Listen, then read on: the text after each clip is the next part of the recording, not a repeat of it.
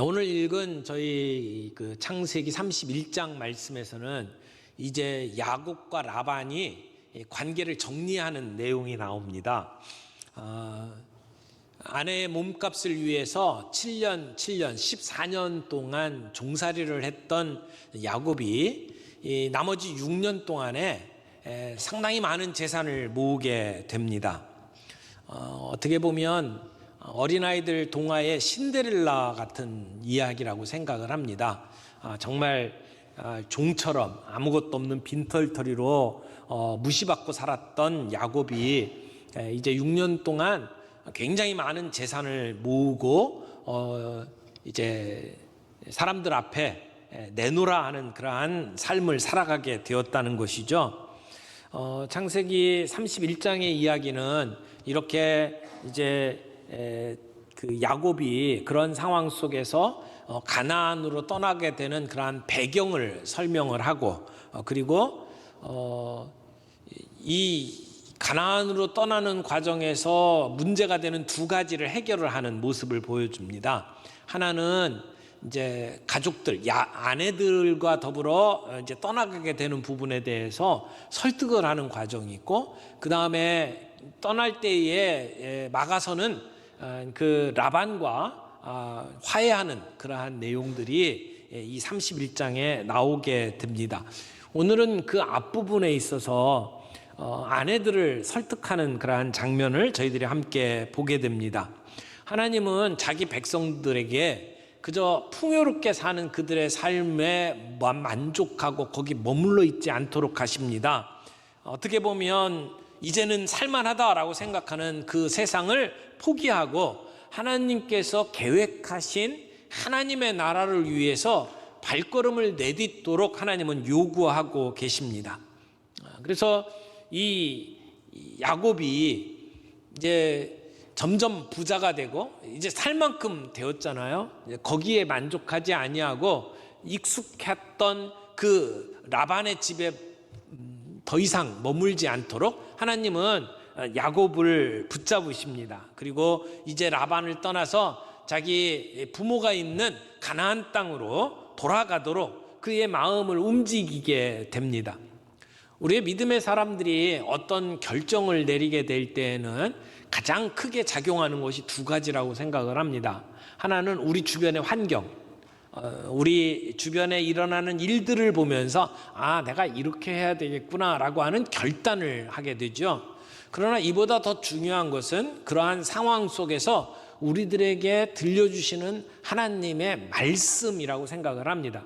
오늘 야곱이 가나안 땅으로 떠나는 과정을 보게 되면 첫 번째는 그 상황을 통해서 이제는 때가 됐구나 라고 하는 것을 느끼도록 만드셨습니다. 또 하나는 하나님의 말씀을 통해서 그로 하여금 떠나게 만들었던 내용을 보게 되지요. 여기 환경은 어땠습니까? 31장 1절에 보니까 야곱에게 라반의 아들들이 이렇게 이야기를 합니다. 야곱이 우리 아버지의 소유를 다 빼앗고 우리 아버지의 소유로 말미암아 이 모든 재물을 모았다라고 이야기를 합니다. 여러분, 이 말이 맞을까요? 지금까지 라반이 재산을 축적할 수 있었던 것은 야곱이 있었기 때문이었습니다. 야곱이 오기 전과 야곱이 온 이후에 그 가정의 삶은 완전히 달라졌습니다. 야곱 때문에 부를 축적할 수 있었거든요. 그리고 지금은 그 라반이 가지고 있었던 재산 가운데 상당히 많은 부분이 이제는 야곱에게로 넘어왔습니다. 그런데 야곱의 사촌들이자 처남이라고 할 수 있는 이 라반의 아들들이 야곱을 향해서 질투하며 지금 비난의 화살을 쏟아붓기 시작을 하는 겁니다. 하나님의 손길 안에서 야곱이 번창했다라고 하는 얘기는 다른 말로 이야기하면 라반에게 있었던 재산이 야곱에게 넘어간 것을 이야기하잖아요. 그러니까 라반의 입장에서 기분이 좋을 리가 없어요. 그의 자녀들이 생각할 때는 내게 주어지는 유산들이 이제는 점점 줄어들고 있구나라고 생각을 할 수 있었습니다. 그리고 이 라반의 자손들은 하나님께서 역사하시는 것을 바라볼 수 있는 영적인 안목이 없었습니다. 만약 영적인 눈이 있었다면 자기 아버지가 얼마나 야곱에게 악랄하게 대했는지를 보며 회개했을 거라고 생각을 합니다. 그러나 그들은 이 모든 상황 속에서 야곱을 비난하고 자기들의 몫이 없어지는 부분들에 대해서 지금 안타까워하고 있는 겁니다. 또 자기들이 이만큼이라도 잘 살 수 있었던 것은 야곱 덕분이라고 하는 사실을 알고 있었음에도 불구하고 그들은 야곱을 향해서 이렇게 비난하고 있습니다. 뿐만 아닙니다. 야곱을 바라보고 있는 라반의 시선도 바뀌었습니다. 2절 말씀에 보니까 야곱이 라반의 안색을 본즉 자기에게 대하여 전과 같지 아니하더라. 전과 같지 아니했다라고 이야기를 합니다. 그 문구를 잘 풀어보면 이런 얘기예요. 라반의 얼굴이 더 이상 야곱과 함께하지 않았다라고 하는 얘기예요. 하나님이 야곱과 함께 하셨다라고 할 때는 하나님의 얼굴이 야곱과 함께 했다 이렇게 표현을 하거든요. 그런데 지금 라반은 야곱에게 그의 얼굴을 돌리지 않았다고 이야기를 합니다. 하나님은 야곱에게 내가 너와 함께 하겠다고 약속하셨고 그 약속을 신실하게 이루셨어요. 늘 야곱을 향하여 얼굴을 드시고 야곱에게 복을 베풀어 주셨습니다. 그런데 라반은 그 얼굴이 야곱과 함께 하지 않았습니다. 그의 안색이 변했습니다. 지금까지는 야곱이 라반에게는 봉과 같은 존재이지 않았을까요? 요즘 말로 이야기하면 호구라고 표현하죠. 늘 이렇게 등쳐먹는 대상이었던 것 같아요. 라헬을 사랑한다고 하는 그것을 약점 잡아서 그를 14년 동안이나 종으로 부려먹었습니다. 그 이후에도 계속해서 계약을 바꿔가면서 그를 등쳐먹는 일을 라반이 해왔단 말이에요. 그에게는 야곱은 늘 이용당하는 사람이었습니다. 그런데 입장이 바뀌었어요. 지금은 대등한 사람들이 되었단 말이에요. 아니 경쟁자가 되어버렸습니다. 그러니까 라반의 표정이 좋을 리가 없습니다. 사실 야곱은 이런 대접을 받는 것이 억울할 수 있죠. 지금까지 장인과 더불어 계약을 맺었어요. 그래서 무늬가 있는 것, 점 있는 것, 얼룩진 것 이런 것들만 내 것을 삼겠다고 약속을 했단 말이에요. 그리고 그런 계약을 한 그날 야곱에게 지금까지 돌보도록 주어졌던 양들 가운데에서 얼룩진 것, 점 있는 것, 검은 모든 양들은 다 뺏어서 라반의 아들들에게 주었고 그리고 야곱과 그 라반의 아들들이 키우는 양들 사이에는 3일길을 두어서 더 이상 오갈 수 없도록 만들었단 말이에요. 그래서 야곱의 몫으로 받을 수 있는 모든 그 양들을 원천 차단을 시켰습니다. 그런데도 불구하고 지금 야곱의 재산이 이렇게 많아진 것은 사람의 힘으로 할 수 있는 것이 아니었습니다. 야곱은 하나님의 도우시는 손길 때문에 이렇게 부자가 될 수 있었던 것이죠. 그런데 그런 상황을 보고 지금 라반은 얼굴을 바꾸고 그리고 그의 아들들은 지금 야곱을 향하여 비난하고 있습니다. 이런 상황을 파악한 야곱이 이제는 더 이상 이곳에 머무르면 안 되겠구나 라고 하는 생각을 하게 된 거죠. 생명의 위협까지 느끼는 상황 속에서 더 이상 이 외삼촌의 집에 머물 이유가 없어진 겁니다. 그런데 이럴 때에 하나님께서 야곱에게 나타나셔서 말씀해 주십니다. 3절 말씀 보겠습니다. 여호와께서 야곱에게 이르시되 내 조상의 땅 내 족속에게로 돌아가라. 내가 너와 함께 있으리라 하신지라. 처갓집 식구들로부터 더 이상 압박을 받으면서 더 이상 이곳에 머물 이유가 없겠다라고 생각을 할 그때에 하나님께서는 떠날 명분을 명확하게 주셨습니다. 이곳을 떠나라고 하는 겁니다. 내 조상의 땅, 내 족속에게로 돌아가라. 이렇게 하나님께서는 말씀해 주셨습니다. 이 말씀은 20년 전에 가나안 땅을 떠나서 이곳 하란 땅으로 올 때에 하나님께서 야곱에게 주셨던 약속과 동일한 것입니다. 자, 이렇게 하나님께서 야곱을 축복하시고 야곱을 지키시고 보호하신 것이 오늘 야곱의 고백입니다.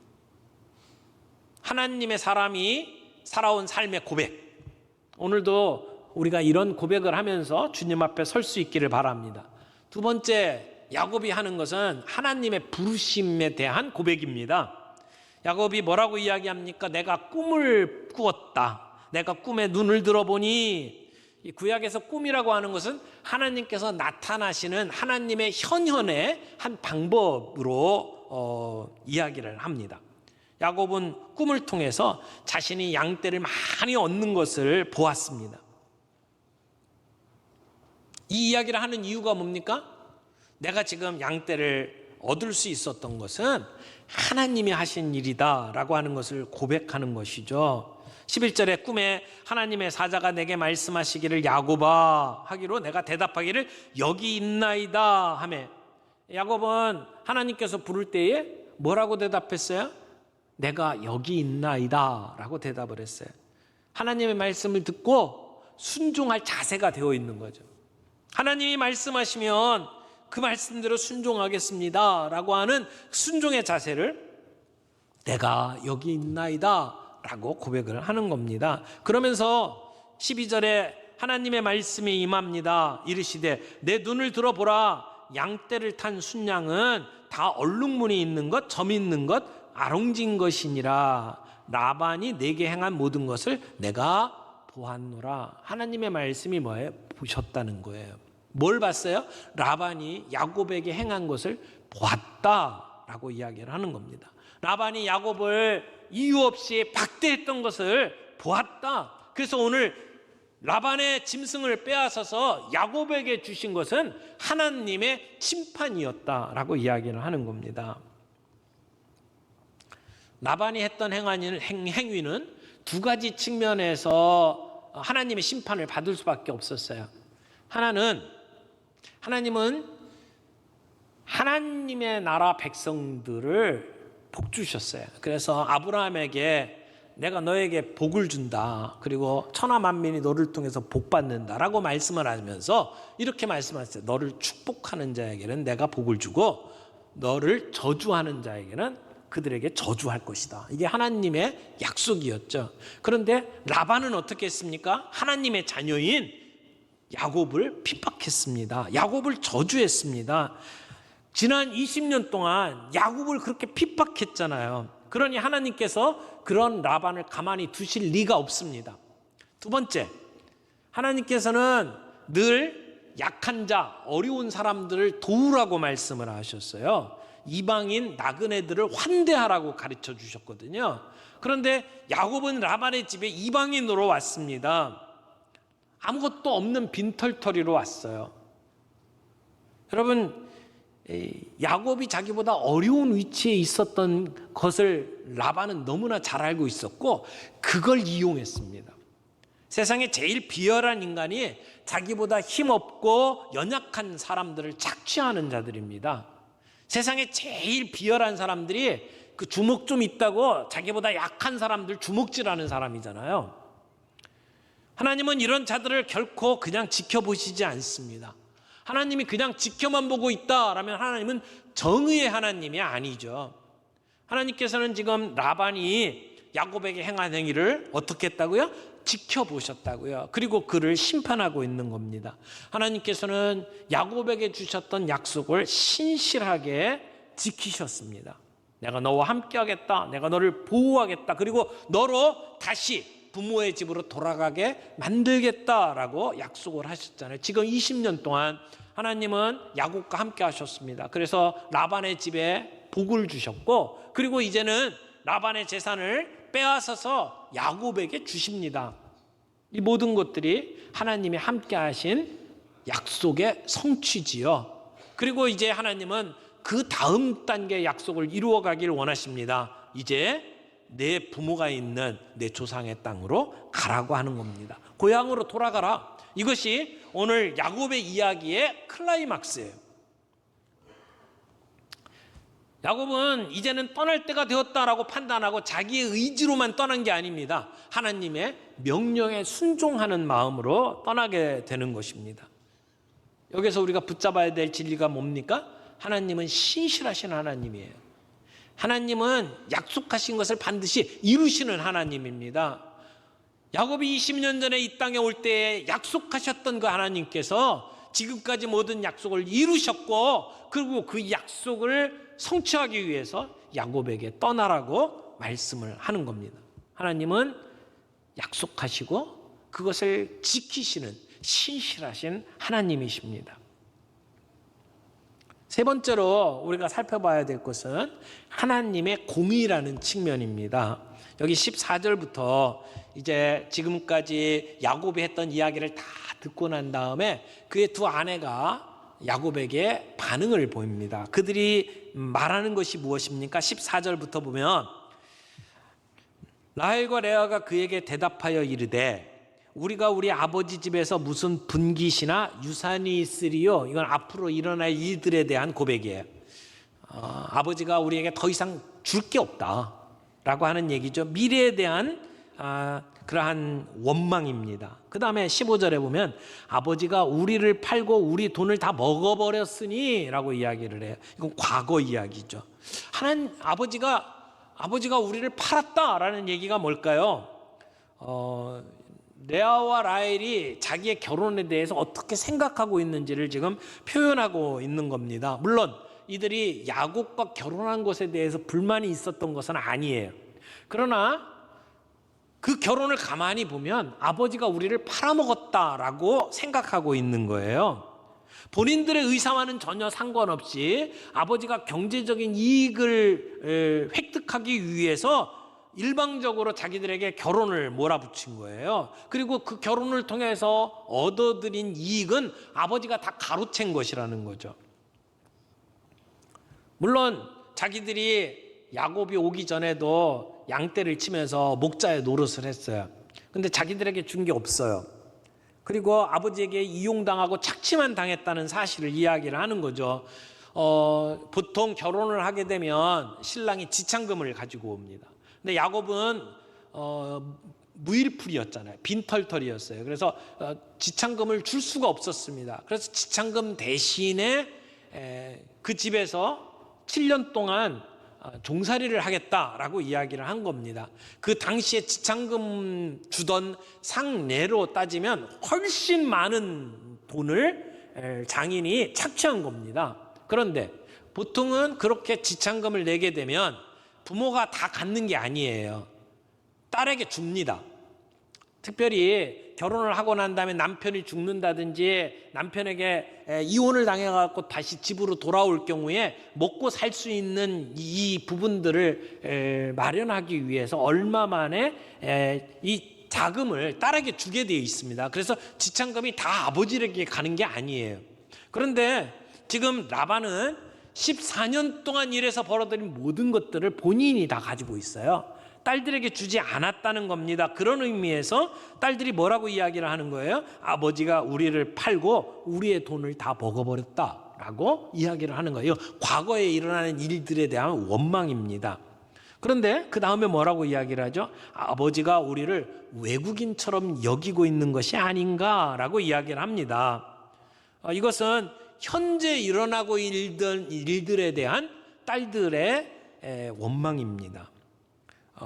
외국인은 가장 학대받고 착취당하기 쉬운 사람들에 속합니다. 아버지가 딸들을 착취하고 그들의 인권을 유린한 것이 마치 외국인을 대하는 것과 같구나라고 이야기를 하고 있는 거죠. 이들이 하고 있는 고백에는 아버지에 대한 원망과 서운함이 그대로 배어 있습니다. 그러면서 16절 말씀을 보세요. 하나님이 우리 아버지에게서 취하여 가신 재물은 우리와 우리 자식의 것이니 이제 하나님이 당신에게 이르신 일을 다 준행하라 라고 이야기를 합니다. 하나님께서 자기 아버지의 재산을 빼앗아서 야곱에게 줬다고 이야기를 해요.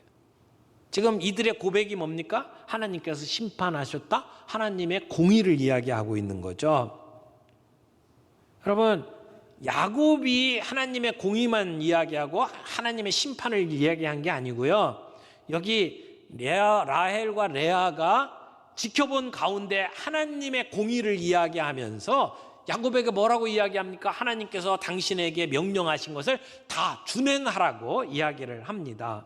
딸들은 자기 아버지의 재산을 빼앗아서 자기 남편에게 주는 하나님의 공의를 본 거죠. 그래서 그들은 지금 이 일어나고 있는 일들이 하나님이 하시는 것이구나라고 하는 확신을 갖게 되었습니다. 그래서 야곱에게 전적으로 동의를 하는 겁니다. 자기가 살던 집을 떠나서 가나안 땅으로 가는 것 쉬운 결단이 아니었을 거예요. 그런데도 불구하고 그들은 자기 남편을 따라서 가나안 땅으로 가겠다고 결정을 하고 지금 이루어지는 모든 일들이 하나님의 뜻인 것을 인정하고 있는 겁니다. 하나님의 말씀이 야곱에게 임했고 그 말씀은 레아와 라헬에게 전해졌습니다. 우리에게 주어진 하나님의 말씀은 단지 나의 것만이 아닙니다. 우리의 사랑하는 가족들에게 전달되어야 되고 그 누구에게 전달되어야 될 말씀이죠. 야곱은 자기에게 주신 하나님의 말씀을 자기만 갖고 있는 게 아니고 자기의 아내들에게 설명했습니다. 야곱이 힘을 들여서 공을 들여서 두 아내를 설득할 이유가 없었어요. 지금까지 두 아내는 다 지켜봤습니다. 자기 아버지가 얼마나 악랄한 사람인지를 보았잖아요. 그러니까 설득이 필요 없어요. 그냥 야곱이 하는 말에 맞장구를 치고 지금 동의를 하고 있는 겁니다. 그리고 야곱과 함께 떠나기로 결정을 했습니다. 하나님께서 이 모든 상황 속에서 그냥 만족하면서 살지 않도록 만들고 상황을 변화시켰잖아요. 그래서 야곱을 향하여 비난하도록 만들고 그리고 그 야곱을 바라보는 장인의 안색이 변하도록 만드셨어요. 그래서 야곱으로 하여금 이제 떠날 때가 되었구나라고 하는 생각을 갖도록 만드셨을 뿐만 아니라 말씀해 주셨어요. 떠나라. 내가 너와 함께 하겠다라고 말씀을 해 주셨죠. 그래서 야곱은 이제 떠나야 합니다. 근데 해결해야 될 일 두 가지가 있어요. 하나는 자기의 가족들을 설득하는 일이에요. 오늘 우리 본문은 자기 그 두 아내에게 설명을 하고 설득을 해서 그 동의를 얻어내는 장면입니다. 그런데 의외로 두 아내는 쉽게 동의를 합니다. 재물에 눈이 어두운 나머지 자기 아버지가 자기들에게 어떻게 대했는지를 이 두 자매가 너무나도 잘 알고 있었어요. 그래서 아버지를 버리고 남편을 따라 떠나가겠다고 결정을 한 거죠. 그런데 또 하나의 문제가 있습니다. 이제는 떠나야 되는데 자기 식구들을 데리고 그리고 자기 모든 재산들을 다 끌고 가야 되잖아요. 그러려면 라반이 놔줘야 합니다. 이제 다음 주에 우리가 함께 나누게 될 본문이 그 라반과 갈등을 어떻게 해결하는지를 보여줍니다. 그것은 다음 주에 우리들이 나누기로 하고요. 오늘 하나님의 백성으로서 야곱은 자기가 어떻게 행동하고 있는지를 이 두 아내와 더불어 대화하는 가운데 우리가 세 가지를 정리했어요. 하나님이 나를 축복하셨고 보호해 주셨다. 하나님은 신실하신 하나님, 약속을 지키시는 하나님, 그렇게 고백하는 것이고요. 또 하나는 꿈에 나타나신 하나님이 내게 말씀하셨다. 하나님이 나를 부르셨다는 거죠. 가나안 땅으로 떠나도록 하나님이 명령하셨다라고 이야기를 합니다. 그러므로 가나안 땅에 가는 것은 단순히 내가 내린 지혜로운 판단만이 아니라 하나님의 명령이다라고 하는 것을 이야기를 했고, 그리고 라헬과 레아가 야곱의 이야기를 듣고 고백하는 내용을 통해서 우리가 확인할 수 있는 게 뭡니까? 하나님의 공의라는 것입니다. 아버지의 재산을 빼앗아서 야곱에게 주셨던 하나님의 역사는 하나님의 공의다. 하나님의 심판하신 것이다. 이걸 두 아내가 고백했습니다. 그래서 이제는 야곱과 그의 가족들이 미련 없이 그 하란의 삶을 정리하고 가나안을 향해서 떠날 수 있게 된 거죠.